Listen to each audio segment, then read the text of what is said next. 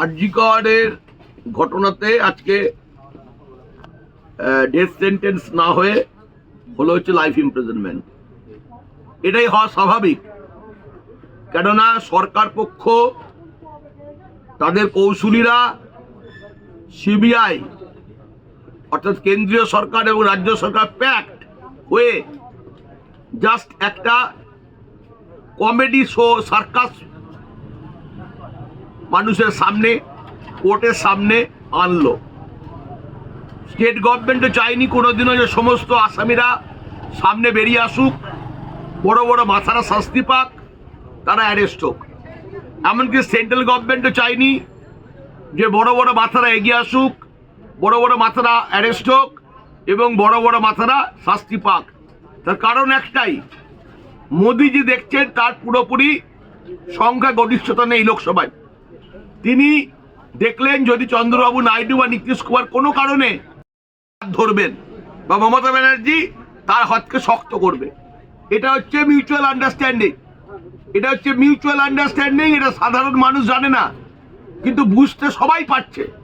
না হলে সিবিআই যেভাবে বেল করিয়ে দিল আসামিদের 90 দিনের মধ্যে চার্জশিট না দিয়ে, মানে স্ট্যাটিউটারি পিরিয়ডের মধ্যে চার্জশিট না দিয়ে বেল করানো যায়, সেই ক্ষেত্রে হয়তো প্রচুর টাকার লেনদেন হয়েছে। দেখুন না, এই ঘটনাটা ঘটানো সিবিআই ইচ্ছাকৃতভাবে। ডাক্তাররা বোকা, হয়তো তারা প্রচুর পড়াশোনা জানা লোক, প্রচুর ভালো পড়াশোনায় তাদের ইন্টেলেকচুয়াল মারাত্মক, তারা ইন্টেলেকচুয়াল লোক, কিন্তু আইন সম্পর্কে আন্দোলন সম্পর্কে তাদের কোনো নলেজ নেই। আমি বলতে বাধ্য হচ্ছি, ডাক্তাররা এতদিন যে আন্দোলনটা করলো সবটাই জলে গেল এবং নির্যাতিতা ভিকটিম যাকে মার্ডার করা হলো, খুন করা হলো, এভিডেন্স লোপাট হলো, সেই ভিকটিমের বাবা মারাও হচ্ছে সঠিক উকিলও ধরতে পারলেন না। ডিফেক্ট কমপ্লেনেন্টের হয়ে সঠিক উকিল বুঝে দাঁড়াতো, তাহলে এই মামলায় সমস্ত আসামি বেরিয়ে আসতো। কোর্টকে চেপেই ধরতে পারলো না ডিফেক্ট কমপ্লেন্ট উকিল বাবু। আরে বাবা, রাস্তায় দাঁড়িয়ে রাস্তা ভিড় করে আন্দোলন করলে কিছু হয় না, ওগুলো জাস্ট প্রহসন।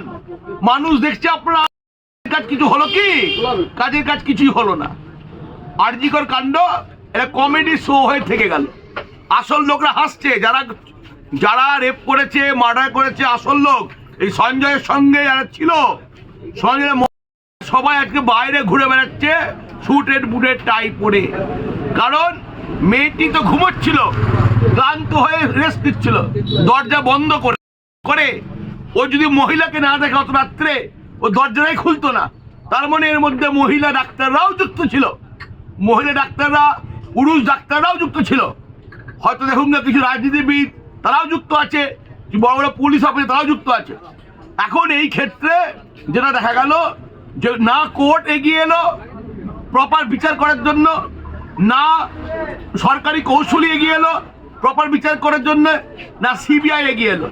আমার তো মনে হয় এর থেকে পশ্চিমবঙ্গের যে পুলিশ, পশ্চিমবঙ্গ পুলিশ বা সিআইডি এর থেকে ভালো তদন্ত করত।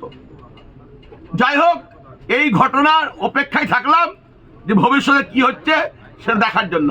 আমার মনে হয় 10 জনের দোষ যদি একজনই ঘাড়ে দেওয়া হয়, আগামী দিনে সঞ্জয় হাইকোর্টে খালাসও হয়ে যেতে পারে। এই বলে আমি আমার বক্তব্য শেষ করছি। আমার নাম হচ্ছে শোভন দাশগুপ্ত, আমি একজন আইনজীবী, মালদা কোর্টে, ক্যালকাটা হাইকোর্টে, সুপ্রিম কোর্টের আইনজীবী।